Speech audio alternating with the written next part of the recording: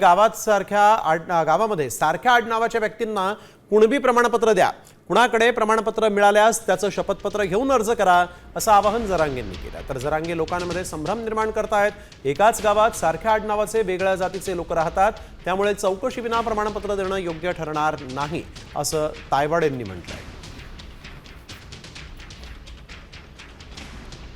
महाराष्ट्रात सारखं आडनाव असणारे लोक म्हणजे महाराष्ट्रात तुमच्या आडनावासारखं कोणाकडेही कुणबी प्रमाणपत्र जर निघालं असलं तर त्याचं शपथपत्र घेऊन मराठवाड्यातल्या लोकांनी अर्ज दाखल करा। असले कुठलेही मुद्दे उपस्थित करून लोकांमध्ये संभ्रम निर्माण करण्याचे असे हे वक्तव्य आहेत।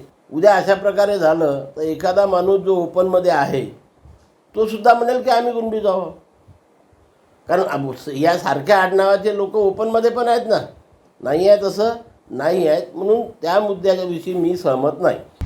आता isakal.com आहे देशातील नंबर 1 ची मराठी न्यूज वेबसाईट। प्रत्येक अपडेटसाठी isakal.com ला नक्की भेट द्या।